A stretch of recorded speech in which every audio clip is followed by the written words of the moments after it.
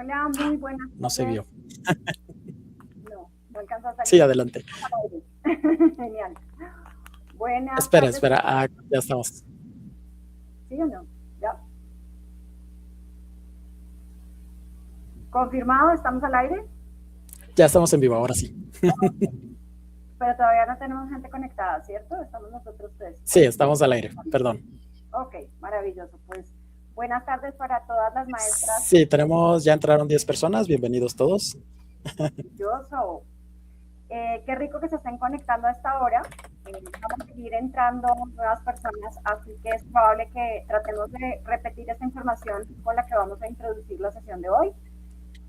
Pero si no logramos hacerlo, no se preocupen que toda la información de la sesión va a quedar grabada en nuestro canal de YouTube.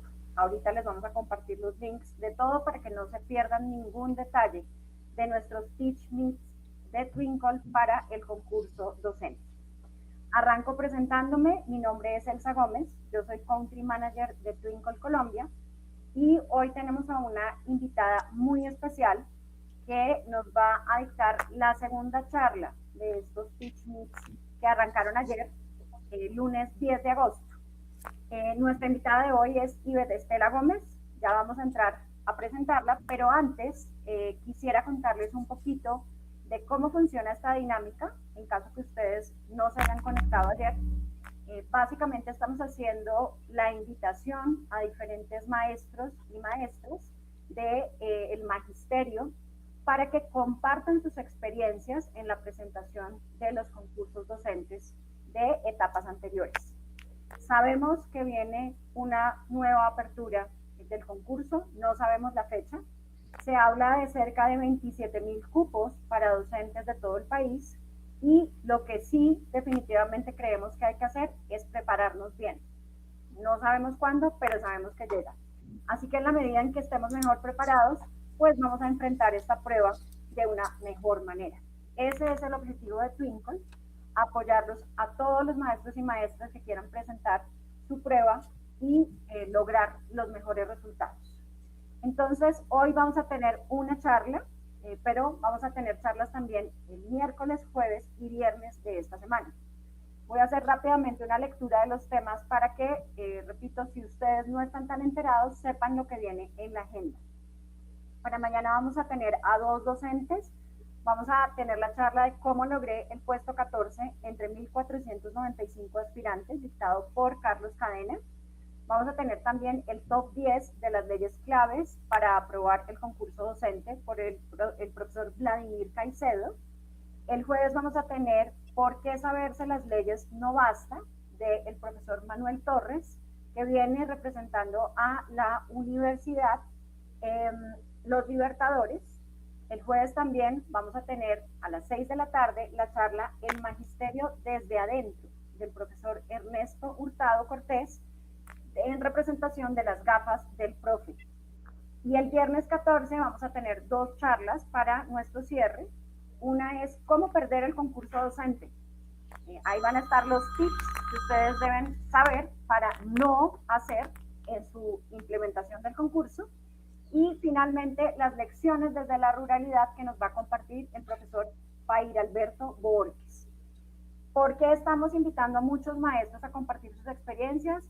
Profes, porque nos lo pensamos mucho y dijimos, creemos que es mejor, en vez de dictar un curso sin tener completa certeza de qué es lo que va a comprender el concurso docente, probablemente va a ser más inteligente invitar a muchas personas que hayan pasado por esta experiencia, no para decirles a ustedes qué es lo que van a preguntar, porque eso de verdad nadie lo sabe, sino para que ustedes sepan qué herramientas requieren y cómo pueden afianzar esas herramientas de aquí a que se lleve a cabo la apertura de este concurso.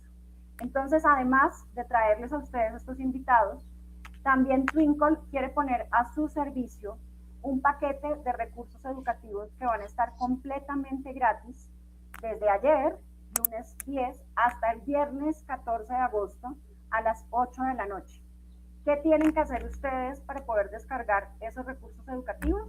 Solo tienen que crear su cuenta de prueba y descargar el material que quieran entre las más de 20 opciones que van a encontrar. Van a encontrar simulacros, pruebas matemáticas, van a encontrar todos los documentos de las leyes que son relevantes y pertinentes para este concurso. Entonces los invitamos a que hagan sus descargas, creando su cuenta de prueba, y no tienen que pagar absolutamente nada. Este es un proceso 100% por cortesía de Twinkle para apoyar a los maestros y maestras que quieren apostarle al servicio público en nuestro país. Sin más preámbulo, los voy a introducir con Jorge, que es nuestro Community Manager de Twinkle, que lo amamos, hace posible que todo esto suceda desde las redes sociales. Jorge Peña, adelante.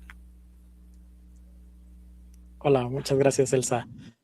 Bueno, sí, soy Jorge Peña y bueno, tenemos aquí a nuestra invitada, Ivette Estela. Bienvenida. Buenas noches a Voy a todos. leer un poco su currículo. Gracias. Voy a leer un poquito su currículo y ya para dar pie a la exposición.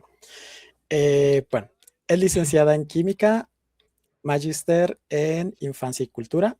También es candidata al doctorado en Educación de la UNADE. Docente de Educación Primaria en la IEM, Guillermo Quevedo Sornosa. Ingresó al magisterio por concurso docente y comparte su experiencia para ayudar a otros educadores a comprender las preguntas y situaciones y fortalecer su preparación para el proceso de selección. Así es, muchas gracias. Muchas gracias. Muchas gracias a todos también por acompañarnos en esta tarde. Entendemos que como país estamos viviendo una situación compleja y realmente nuestros corazones están con ustedes.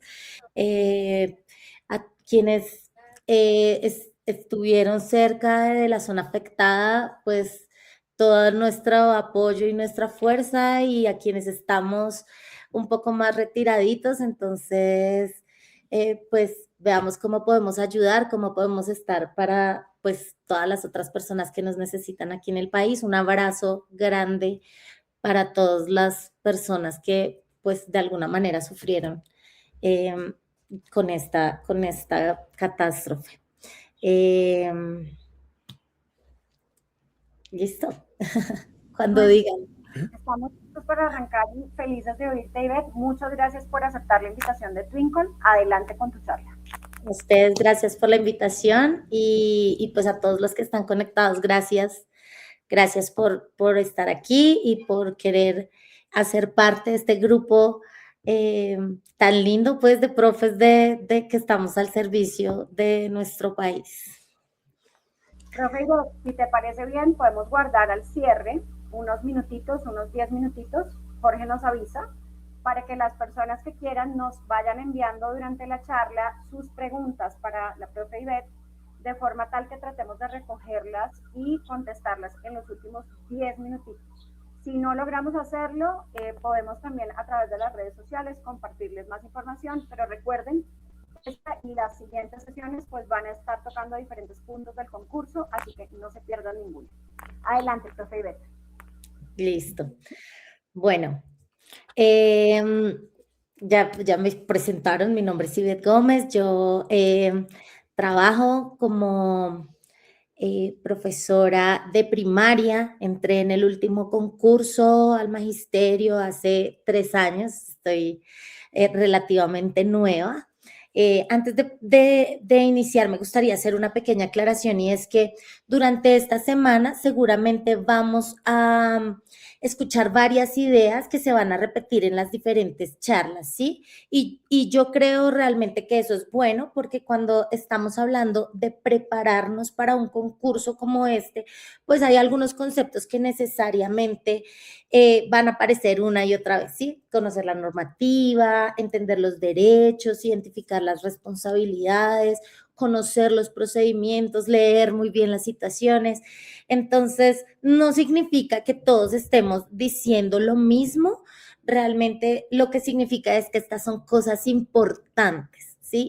Y ayer, por ejemplo, la profe Tatis, que es una docente a quien admiro profundamente, ella hablaba de la importancia de conocer la normativa y de entender qué derecho está involucrado, a quién aplicaba, qué debemos tener en cuenta al analizar una situación. Y pues yo probablemente voy a decir algunas de esas cosas hoy también, pero pues quiero llevarlas un poco más allá, ¿sí? Porque hay algo que para quienes ya estamos adentro del magisterio de pronto puede resultar como casi automático, ¿sí? Como que nosotros ya pensamos desde el rol. Y cuando aparece una situación en el colegio, no necesariamente nos ponemos a pensar conscientemente, yo debo pensar como servidor público, sino que ya lo hacemos, ¿sí? Pero para alguien que se está preparando en este momento, eh, pues para ingresar al magisterio, pues ese cambio de perspectiva de pronto puede no ser tan evidente, ¿sí? Y pues ahí es donde me gustaría detenerme hoy, no solamente en conocer la norma, sino ni tampoco el derecho, pues, que protege, sino preguntarnos cómo yo utilizo todo este conocimiento cuando tengo que tomar una decisión, porque pues una cosa es saber que existe una norma y otra pues muy distinta es estar frente a una situación y tener 4 opciones y que todas parezcan razonables y saber cuál es la actuación que corresponde desde el rol docente. Entonces, eso es lo que vamos a hacer hoy. Vamos a pensar en algunos casos, vamos a equivocarnos, ojalá, porque pues de ahí es de donde más se aprende, y vamos a tratar de mirar esas situaciones, no solamente desde lo que nosotros haríamos como personas y como docentes del sector privado, sino desde lo que corresponde hacer como docente del sector público y pues especialmente como servidores públicos. Ese es el nombre de mi charla, aprender a pensar como servidor público, que es una de las claves menos comprendidas en este concurso. Quiero aprovechar para pues, recordarles y una vez reiterar lo que acaba de decirnos Elsa. Tenemos algo a nuestro favor y es que Twinkle en el portal hay una cantidad de recursos que pueden aprovecharse muy bien para prepararse. Entonces, si ustedes entran a la plataforma, van a encontrar una guía de pruebas y aptitudes, de competencias básicas, materiales relacionados con convivencia escolar, con el decreto 1965, la Ley General de Educación, recursos de educación inclusiva, bueno, y diferentes normas. Entonces, material para estudiar hay, y la profe Tatis ayer decía, hay que estudiar, hay que sentarse y hay que dedicarle tiempo todos los días. Entonces, pues me parece importante decirlo, porque en esta charla, digamos que de ninguna manera yo pretendo ser una lista, pues estas leyes hay que memorizarlas, pero no pretendo tampoco decirles que después de esta hora vamos a conocer todo lo que necesitamos para el concurso. Al contrario, yo quiero partir justamente de esa idea, y es que vamos a tener que estudiar, vamos a tener que conocer las normas, revisar la pedagogía, hay que practicar, hay que hacer simulacros y bueno, llega un momento en que todo ese conocimiento tiene que volverse una decisión, y ahí es donde vamos a detenernos hoy, porque pues nosotros podemos conocer las leyes, los decretos, etcétera, pero pues enfrentarnos a una situación concreta y decir, bueno, ¿y aquí qué hago? Y entonces, listo, vamos Jorge con la diapositiva 1.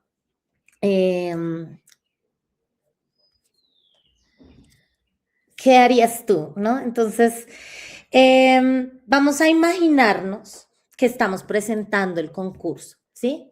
Y que apareció una situación y un estudiante tiene un problema y hay un conflicto y un padre de familia hace un reclamo, ¿sí? Y yo creo que a todos nos ha pasado. Entonces, un compañero hace algo, hay una situación de inclusión y la pregunta es, bueno, ¿qué debería hacer el docente? Entonces, ¿qué hacemos nosotros? ¿Sí? Pues pensamos inmediatamente, ¿qué haría yo? ¿Cierto? Ustedes pensarían eso.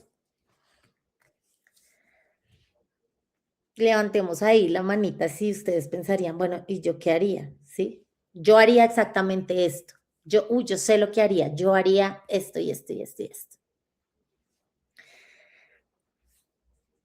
Pues yo también, y precisamente pues de eso quiero hablarles hoy. La dificultad más grande no es necesariamente saber menos, sino estarnos haciendo la pregunta equivocada. Siguiente diapositiva, por favor. Entonces, miren, yo tenía formación cuando presenté el concurso. Yo tenía experiencia, tenía criterio pedagógico y leía una situación y yo pensaba, claro, esto es lo correcto, evidentemente esto es lo que yo tengo que hacer. Pero después encontraba otra respuesta que también parecía correcta. Y entonces aparecía la duda, ¿no? Porque yo decía, bueno, una cosa es preguntarme qué haría yo como persona y otra muy diferente es qué haría yo como docente. Entonces, ¿qué corresponde hacer desde el rol que yo estoy ejerciendo? Y ese cambio de pregunta, pues, fue súper fundamental para mí. ¿Me regalas la siguiente diapositiva, Jorge, porfis? Entonces, ojo, yo no les quiero decir que hay una fórmula mágica para pasar el concurso, pero tampoco una lista de 10 cosas que vamos a hacer y automáticamente vamos a pasar, pues porque no funciona así, ¿no? Lo que sí puedo de pronto contarles y compartirles es algo que a mí me ayudó muchísimo y es que cuando yo me preparaba, estudiaba todo lo que se suponía que tenía, las normas, la pedagogía, las preguntas, leía, repasaba y hacía simulacros, pero había momentos en los que yo me preguntaba, esta pregunta está como mal hecha, ¿no? O sea, las dos de las respuestas me parece que están buenas. Y con el tiempo entendí que muchas veces el problema no estaba en la pregunta, sino en mi manera de leer la pregunta, porque yo estaba buscando la respuesta que parecía como más razonable. Y el concurso me estaba obligando realmente a pensar en otros términos diferentes. Entonces, pues yo puedo preguntarme qué considero pedagógicamente adecuado, pero el servidor público realmente debe preguntarse qué corresponde hacer dentro de mi función. ¿Me regalas la siguiente diapositiva, porfis? Entonces, bueno, antes de llegar hasta allá. Sí, gracias. Entonces, les decía que el concurso pues nos obliga a pensar en términos de función, de responsabilidad, de derechos, de procedimiento, de contexto, ¿sí? Y entonces, si ustedes tuvieran que escribir en una palabra, ¿con qué asocian inmediatamente el concurso docente? ¿Cuál sería esa palabra? ¿Sería, por ejemplo, normas o sería, no sé, memoria, simulacros, ansiedad, competencia, pedagogía, tiempo, no sé? Todas esas cosas que nosotros pensamos hacen parte de nuestra preparación, pero hay una muy importante y se llama criterio, ¿sí? Y es súper importante porque no se trata solamente de saber cosas, sino de saber qué hacer con lo que yo sé. Entonces, ahora sí pasamos a la siguiente diapositiva. Y resulta que yo quiero preguntarles qué significa realmente ser un servidor público. ¿Qué significa eso? Significa, o sea, ese realmente tendría que ser el verdadero clic. Cuando uno escucha servidor público, muchas veces uno piensa en una persona que trabaja en una oficina, que llena formularios, que atiende ciudadanos, o que trabaja de pronto en una entidad administrativa o que tiene un alto puesto en el gobierno. Pero un docente del sector oficial también ejerce una función pública. Y esto no es una opinión mía. En el decreto 1278, que va a ser súper importante para ustedes, del 2002, ahí se establece el Estatuto de Profesionalización Docente y él define la función del docente como una función de carácter profesional. Pasamos, por favor, a la siguiente diapositiva. Entonces, ahí en ese decreto, cuando uno lee el artículo 4, encuentra algo súper interesante y dice que la función del docente no solamente es pararse frente a un grupo y dictar una clase, que es lo que muchas personas creen que es lo que hacemos los docentes. No, ahí dice que la función docente incluye diagnóstico, incluye planeación, incluye ejecución, incluye evaluación, incluye atender a la comunidad, incluye trabajar con las familias, incluye actualización, evaluación institucional, actividades relacionadas directamente con el proceso educativo. Es decir, que la función del docente es muchísimo más amplia que la hora de clase, ¿sí? Y si ustedes, sería súper chévere que tuvieran la oportunidad de verlo. Dice que, pues, que el docente no trabaja aislado, ¿no? Entonces podemos pasar porfis a la siguiente. Y esto es muy importante para el concurso, muy, muy, muy importante, porque muchas situaciones que pueden parecer administrativas, que pueden parecer familiares, que pueden parecer convivenciales o aún institucionales, siguen teniendo relación con la función docente, ¿sí? Entonces, aquí aparece otro artículo que a mí me parece precioso para esta charla, y es el artículo 40 también del 1278, que habla del marco ético de la profesión docente y dice que la docencia se fundamenta en comprender la educación como un bien público. ¿Me regalas la siguiente diapositiva, porfis? Como una actividad que está centrada en los estudiantes y al servicio de la nación y de la sociedad. Entonces, ojo, la educación como un bien público, es decir, la educación es un bien de todos.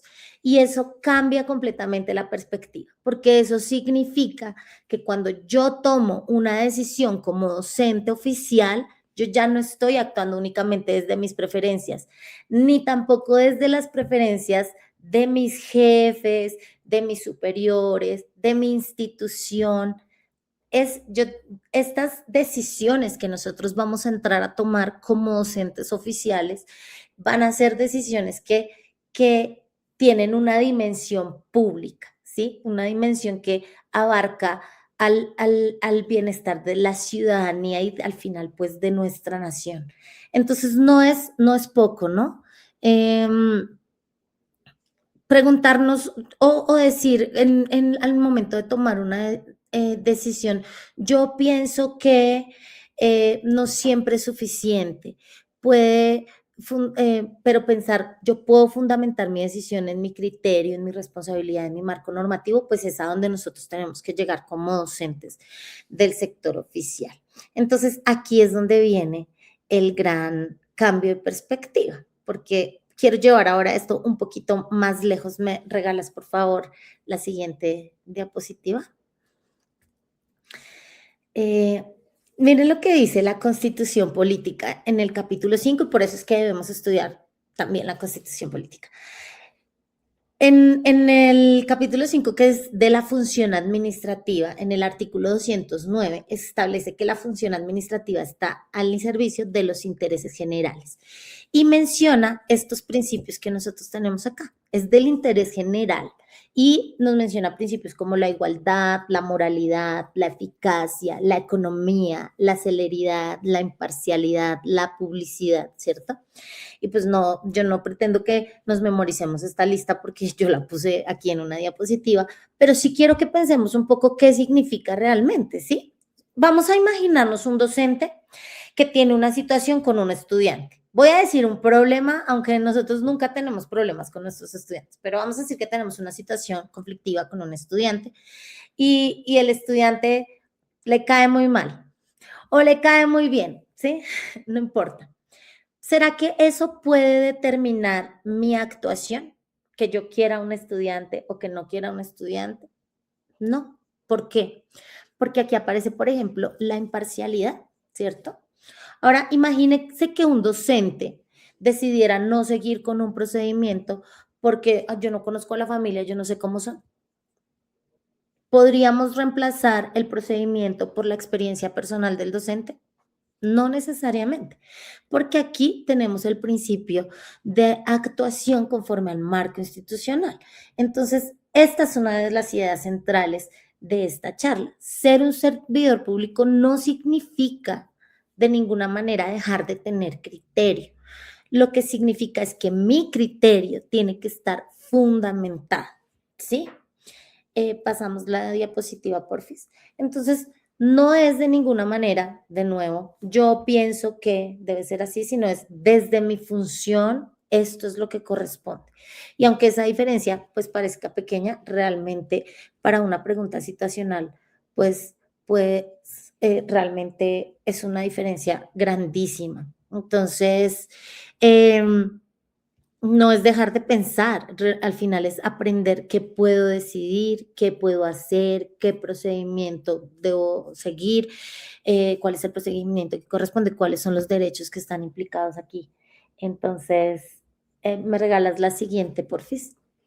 Entonces, las normas al final no están para molestarnos, ¿no? Y existe un procedimiento. Entonces, muchas veces yo pienso que, y lo digo por experiencia, que nosotros a veces estudiamos las normas como de una forma realmente terrible. Nosotros nos sentamos y empezamos ley 115, decreto 1278, ley 1620, la 1098, el 1075, ¿cierto? Y empezamos artículo 1, artículo 2, artículo 3, y ya llega un momento en que realmente lo que se está aprendiendo son como números y cosas y no estamos al final aprendiendo mucho de educación, pero pues yo hoy les propongo una manera y estas preguntas que están aquí en esta diapositiva, sí, en el cuaderno que nos dijo ayer la profe Tatis que tuviéramos y que tomáramos nota, yo considero que esto es parte de lo que hay que tener súper en cuenta. Estos, tome el screenshot o tome nota, escriba. Cada vez que nosotros estudiemos una norma, hagámonos estas 5 preguntas, ¿sí? La primera pregunta es, ¿cuál es el problema que esta norma intenta resolver? ¿A quién está protegiendo? Porque debe estar protegiendo a alguien, al menor, a los padres de familia, a nosotros, a las instituciones. ¿Quién tiene responsabilidad en este caso? ¿Cuál es el procedimiento que se establece y qué es lo que busca garantizar? Porque al final una norma no aparece de la nada. Existe porque hay una necesidad, porque se ha encontrado una necesidad y entonces tuvo que salir la norma, ¿cierto? Hay un derecho, hay una responsabilidad, hay un riesgo, hay una forma de organizar una actuación. Entonces, cuando nosotros entendemos el propósito de la norma, pues dejamos de depender exclusivamente de la memoria, porque como ya lo comprendí y ya entiendo, ¿sí? Estas 5 preguntas, entonces yo ya sé cómo puedo aplicar esa norma. ¿Listo? Entonces, y no vamos a depender de la memoria, porque pues al final no es un ejercicio tan productivo. Pasemos a la siguiente. Entonces, yo quiero proponerles algunos casos. Estos casos quiero que sepan que no son, digamos que fueron creados para este espacio, no son oficiales de la comisión ni de ningún concurso, pero son parecidos. Y pues la idea es que miremos cómo desde estos casos desde diferentes ámbitos, por ejemplo, este es un caso de convivencia, entonces nosotros podamos de pronto hacernos esa pregunta desde mi rol como servidor público, ¿yo qué debería hacer? ¿Listo? Entonces, primer caso. El caso es que un estudiante agredió a otro. ¿Listo? Durante el descanso, un estudiante cogió y agredió físicamente a otro estudiante. Entonces, ¿usted qué haría? Y le van a dar 4 opciones. Yo no les voy a decir todavía cuál considero mejor ni cuál es la respuesta, sino que quiero que lo miremos. Miren. A, expulsarlo inmediatamente. B, hablar con él y resolverlo personalmente. C, activar las actuaciones institucionales correspondientes. O D, informar a los padres y dejar que los padres lo resuelvan. Entonces, ¿ustedes cuál respuesta escogerían? Entonces, hagamos algo. No pensemos todavía en la respuesta, aunque veo que ya están respondiendo, sino que pensemos en el proceso. ¿Qué está pasando? Hay una agresión, ¿listo? ¿Quiénes están involucrados? Por lo menos hay 2 estudiantes. ¿Hay derechos involucrados? Sí. Entonces, es una situación donde el docente puede simplemente resolverlo a su manera. Aquí es donde aparece esta cosa tan fundamental y es las rutas y los protocolos. Entonces, ya yo sé, porque ya lo estudié, que la ley 1620 del 2013, que establece el Sistema Nacional de Convivencia Escolar, tiene una ruta de atención integral para este tipo de situaciones, ¿sí? Y eso es muy importante para esta lógica, porque en la ley de convivencia escolar me hablan del manual de convivencia y se supone que en el manual de convivencia tienen que estar también, digamos que plasmadas los protocolos por los que se resuelve una situación de este tipo. Entonces, el manual de convivencia, aunque a veces pareciera que simplemente es un documento que está ya guardado en una carpeta, realmente no lo es. La ley establece que incluye la ruta y los protocolos que allí señalan los debidos procesos que debe seguir el personal del establecimiento educativo y pues la ley también establece responsabilidades para los docentes y los directivos frente a este tipo de situaciones. Entonces, eh, mm, pasamos a la siguiente, por favor. Entonces, miren la diferencia. La respuesta A parecía una respuesta firme, ¿cierto? La respuesta B parecía una respuesta humana. Y es algo que yo creo que todos aquí haríamos. O sea, si usted en una situación de estas de convivencia no se sienta y habla con su estudiante, pues al final parte de mi ejercicio también es dialogar con ellos, ¿cierto? Pero no puede ser la única respuesta. O sea, ¿tengo que hablar con el estudiante? Claro que sí, con los dos. Pero, y es una respuesta humana, que seguramente vamos a hacerlo, pero, y la respuesta D pareciera conciliadora, como, ay, que los papás arreglen, pero al final nosotros no decidimos por intuición. Entonces, así como ustedes lo dijeron ahí, efectivamente la respuesta es la C. Eh, porque aunque la mediación y la formación hacen parte del proceso, el diálogo no reemplaza automáticamente la ruta institucional cuando la situación requiere activarla. Entonces, ojo, no podemos inventarnos una ruta cuando ya existe. La ruta existe. La ley es clara. En el artículo 40 de la ley 1620 nosotros encontramos la clasificación de las situaciones que afectan la convivencia escolar. Sabemos que son de 3 tipos o de pronto no lo sabemos. Entonces es importantísimo poder identificarlas. No solamente afectan la convivencia escolar, sino también el ejercicio de los derechos humanos. Entonces tenemos las situaciones tipo 1, las tipo 2 y las tipo 3, y cada una de esas situaciones tienen un protocolo de resolución. Entonces, ya si yo leo cuando yo lea la ley y voy a hacer a resolver mi situación que se me presente, pues entonces ya va a ser muchísimo más fácil que yo entienda, porque ya me hice mis 5 preguntas y ya sé cómo puedo resolverlas. Entonces, en realidad es una situación tipo 2, porque se afectó de acuerdo con lo que dice, entonces el decreto que justo, la ley, perdón, que justo aquí lo tengo, dice, dice acá. Situaciones tipo 1 corresponden situaciones manejadas inadecuadamente, esporádicas que inciden negativamente en el clima escolar, que no dañan el cuerpo y la salud, y las tipo 2 de agresión escolar, acoso escolar, ciberacoso, que no revistan las características de la comisión de un delito, pero que se presenten de manera repetida o sistemática, que causen daños al cuerpo o a la salud sin generar ninguna incapacidad de cualquiera de los involucrados. Y luego vienen las de tipo 3, que son las de agresión escolar, pero que sean constitutivas de presuntos delitos, ¿sí? Contra la libertad, la integridad y la formación sexual. Entonces, es una situación tipo 2 porque afectó el cuerpo del estudiante, pero pues no es una situación, digamos, que sea como un delito establecido por la ley. Listo.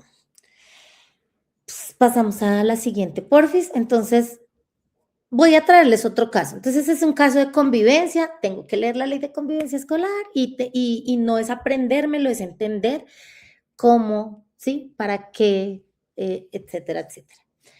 Este caso se llama un caso de interés superior, ¿sí? Eh, el interés superior, entonces algo que también tenemos que estudiar, está en el Código de Infancia y Adolescencia, que es la Ley 1098 del 2006, y ahí nos hablan del interés superior como el imperativo de garantizar la satisfacción integral y simultánea de todos los derechos de todos los niños, niñas y adolescentes, ¿sí? Entonces, nosotros debemos garantizar integralmente esos derechos.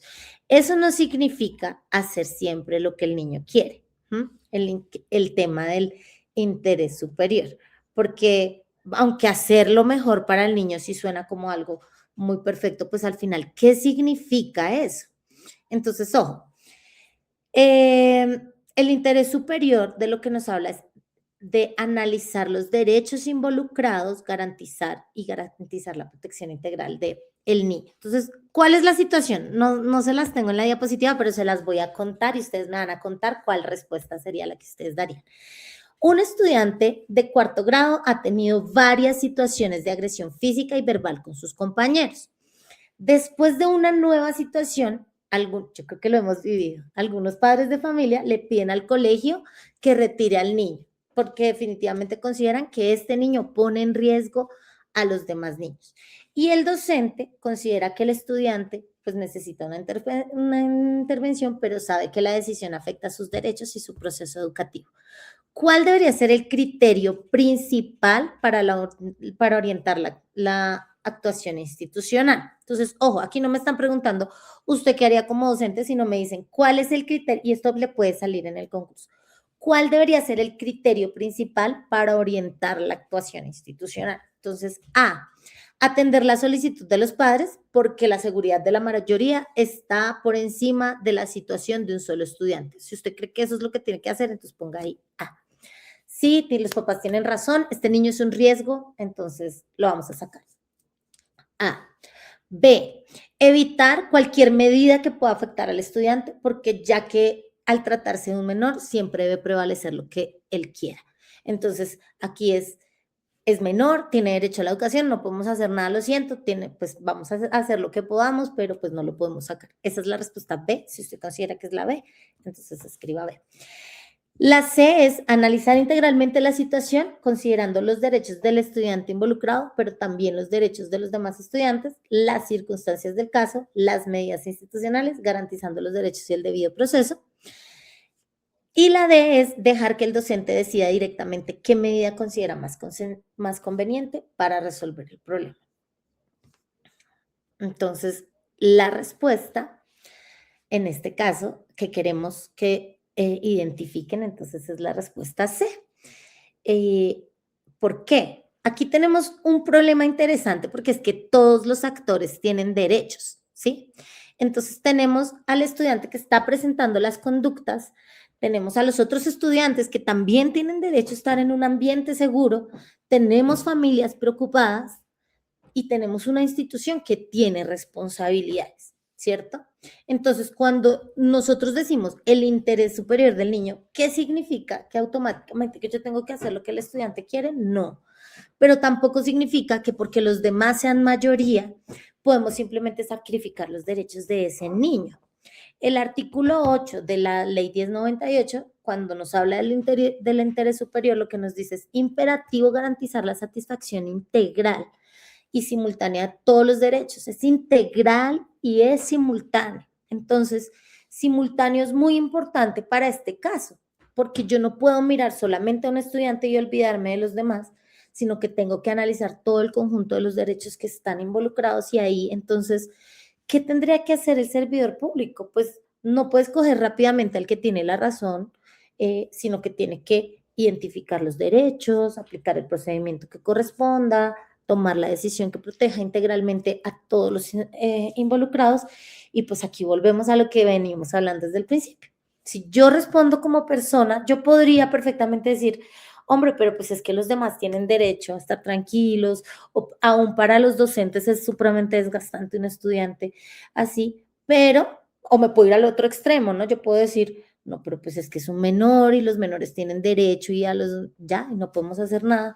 Pero cuando yo pienso como servidor público, pues yo me tengo que salir de los extremos y yo debo preguntarme qué corresponde hacer dentro del marco de derechos y de procedimiento institucional. ¿Listo? Pasamos a la siguiente, porfa. Este es un caso de evaluación. Entonces, ojo, viene un padre de familia, que también nos salen casos de evaluación. Entonces, viene un padre de familia y dice, profesora, mi hijo, que es súper bueno, que siempre tiene el primer puesto, que siempre es el mejor, resulta que no sacó buena nota, pero él siempre ha sido un buen estudiante y yo le exijo que le suba la nota a mi hijo, ¿sí? Entonces, ¿qué hacemos? Aquí no les voy a dar opciones porque nos vamos a extender mucho, pero a muchos nos puede pasar, ¿cierto? Y entonces aquí aparece otra pequeña tentación, que es, bueno, yo voy a ver si puedo ayudarle. Pronto nosotros muchos le hemos ayudado a nuestros estudiantes, ¿cierto? Pero ¿qué significa realmente ayudar? O sea, ¿qué corresponde? ¿Cuál es el procedimiento que corresponde? Entonces, aquí es súper importante que estudiemos sobre el sistema institucional de evaluación, porque el sistema institucional de evaluación establece criterios, procedimientos, instrumentos, ¿sí? Y la normativa contempla mecanismos para atender reclamaciones relacionadas con la evaluación y con la promoción. Entonces, no deberíamos responder, no, esa es mi nota y punto. ¿Qué pasa? Hay profes que dicen, eso es lo que sacó y ya y punto, sino que la respuesta profesional está en otro lugar. La respuesta profesional realmente es, yo conozco los criterios institucionales, yo explico la decisión, yo reviso las evidencias y utilizo los procedimientos establecidos para este tipo de reclamaciones cuando corresponda, porque al final el debido proceso no aparece solamente cuando alguien va a ser sancionado, también aparece cuando existen procedimientos para tomar decisiones y para poder resolver reclamaciones. Entonces, ojo, en la Ley General de Educación, en el artículo 77, la ley le da autonomía a las instituciones en cuanto a la organización de sus áreas, en cuanto a su PEI, en cuanto a los métodos de enseñanza-aprendizaje y en esa misma perspectiva, el decreto 1290 también le dio a los establecimientos educativos facultad de ellos mismos definir su sistema institucional de evaluación. Entonces, esto también depende de la institución, porque la institución pues es autónoma. Pero eso, si yo no lo sé, tengo que estudiar la norma, ¿cierto? La evaluación no es una tarea aislada del proceso formativo, entonces aquí debe estar vinculado, digamos, toda la propuesta educativa que pues, ha definido cada institución. Entonces, ese es el casito que les traje. Entonces, vamos a complacer, vamos a negarnos, vamos a revisar. Pues no, lo que vamos a hacer es estudiar lo que dice la norma y al final pues debemos regirnos de acuerdo al procedimiento, al protocolo que me dé el sistema institucional de evaluación. Vamos a la siguiente, porfis. Este es mi último caso que les traigo hoy. Es un caso de inclusión y este es algo con lo que se van a encontrar con preguntas en el concurso, pero también es algo con lo que se van a encontrar en su práctica pedagógica todos los días, todos los años, en todos los cursos. Este caso es de un estudiante que no puede responder a una actividad como el resto del grupo. Entonces, este es especialmente importante y especial para mí como docente porque tengo muchos niños y he tenido la oportunidad de aprender tantas cosas de educación especial, aunque no soy educadora especial y he tenido un acercamiento súper lindo a través de este decreto que es el 1421, que yo los invito a que lo lean y lo reflexionen pensando también en sus estudiantes. Imaginemos que tenemos un estudiante que necesita sus ajustes para poder hacer una actividad, pero el docente dice, pero si yo le hago algo diferente, porque esto puede pasar, estoy siendo injusto con los demás. ¿Les suena? ¿Les suena por ahí? ¿Han escuchado alguna vez a alguien decir así? Esto es una confusión muy frecuente. que si yo le trato diferente al estudiante, estoy siendo injusto o puedo estar siendo discriminativo o puedo estar segmentando a esta persona. Entonces, ojo, igualdad no siempre significa hacer exactamente lo mismo, ¿sí? En la educación inclusiva nosotros tenemos que pensar en las barreras, en los apoyos, en los ajustes que permitan la participación y el aprendizaje. Ojo, aquí aparece otra vez nuestra pregunta. Entonces, ¿qué hago con el estudiante para que sea igual a los demás? Pues yo les voy a dar una noticia. Ningún estudiante aprende igual a otro. Todos sus estudiantes aprenden, todos nuestros estudiantes aprenden de forma diferente. Entonces, al final, a veces este decreto 1421, que es el que reglamenta el marco de la educación inclusiva, es para todos. Entonces, ¿qué necesita este estudiante y qué necesitan al final todos nuestros estudiantes para poder aprender en condiciones de equidad dentro del marco institucional? Eso es pensar profesionalmente, ¿sí? Eso es a lo que nosotros tenemos que llegar. Entonces, de nuevo, ahí se reglamenta el marco de la educación inclusiva en el 1421, tomen nota. Hay una ruta, un esquema para la atención a la población educativa que tiene discapacidad en todos los niveles, en preescolar, en primaria, en básica y en media.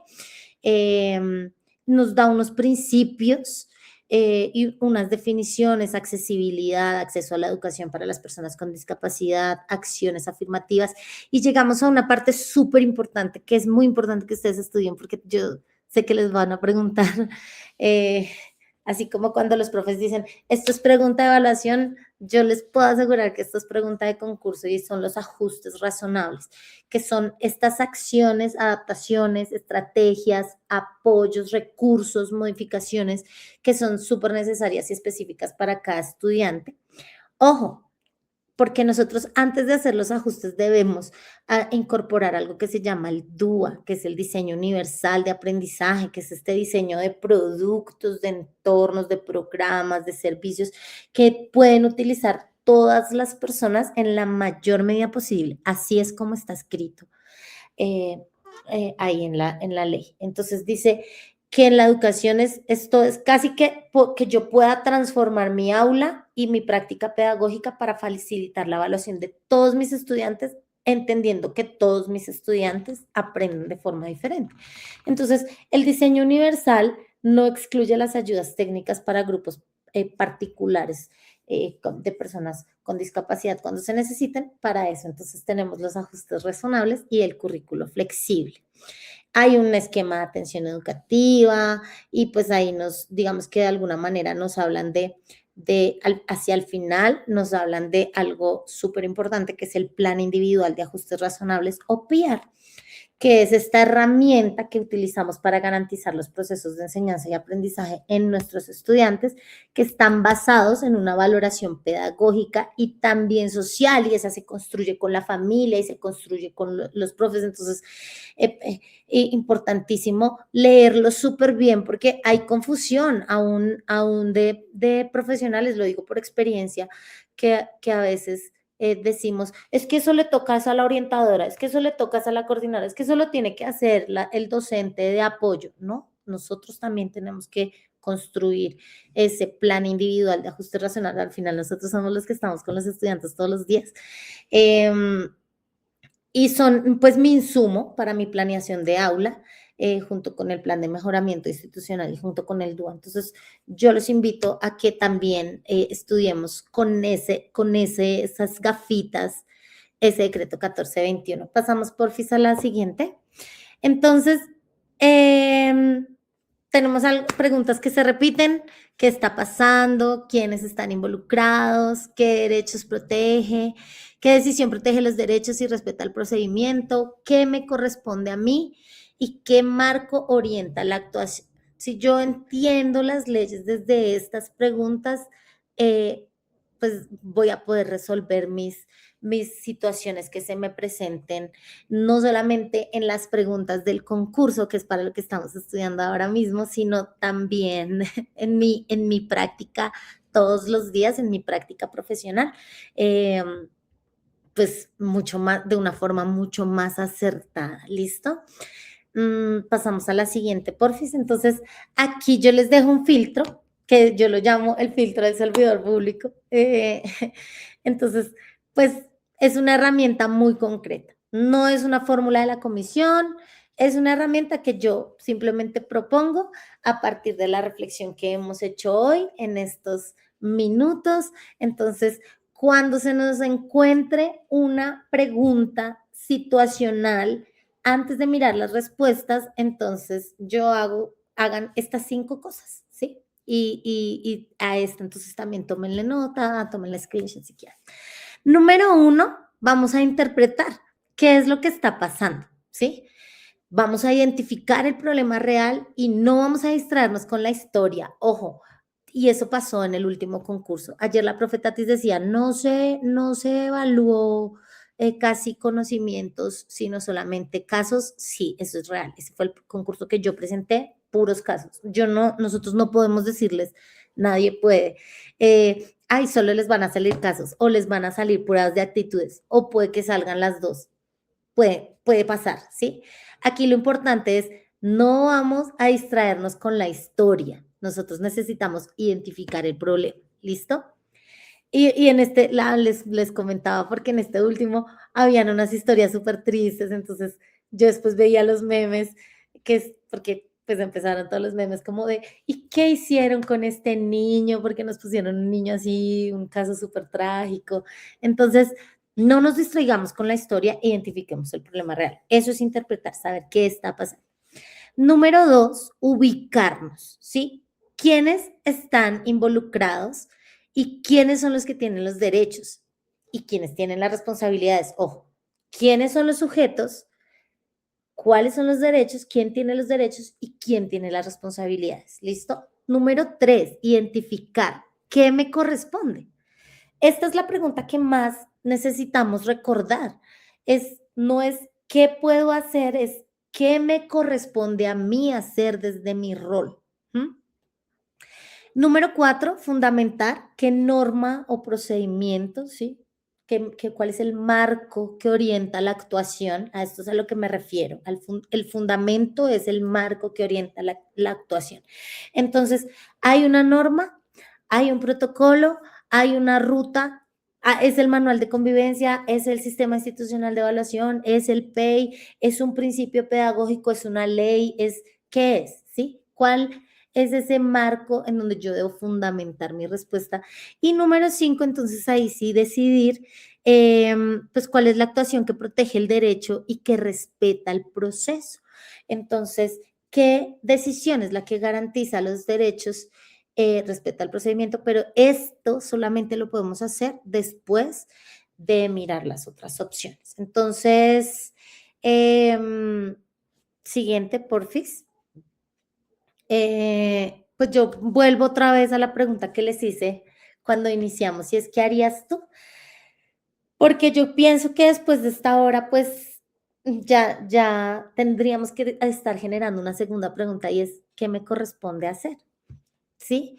Yo los invito a que no respondamos solamente y que no estudiemos solamente para pasar el concurso y para responderle al concurso. Sí, yo no estudio para responderle el concurso, ni respondo para ganarlo, sino yo respondo como alguien que se está preparando realmente para ejercer este cargo.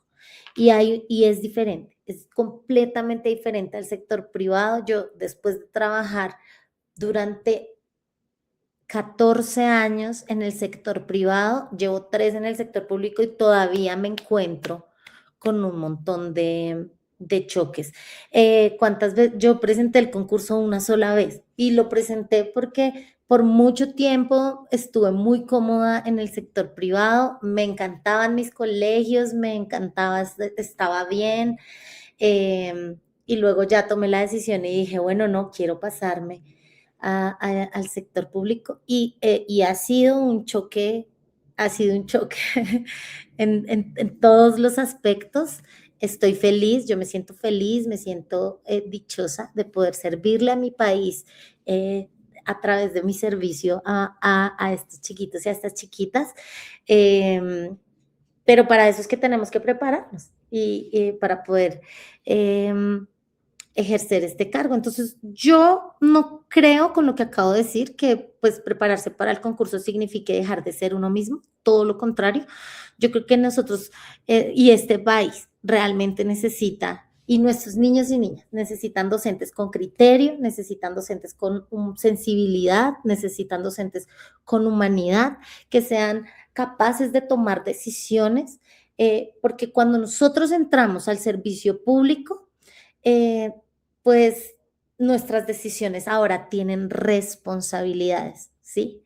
Y yo ya no estoy haciendo de nuevo lo que un jefe quiere, lo que un jefe dice, lo que a una institución le conviene.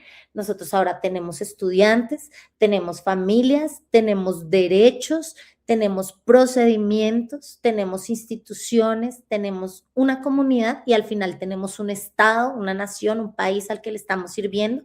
Y por eso para mí uno de los mayores aprendizajes que tuve de mi experiencia estudiando para el concurso y presentando este examen, pues fue, no se trataba solamente de aprender más, sino de aprender a pensar desde otro lugar diferente, ¿sí? Pasar desde el yo haría esto a como docente yo debo hacer esto, ¿sí? Entonces, finalmente, pues desde mi función como servidor público, ¿qué es lo que me corresponde hacer?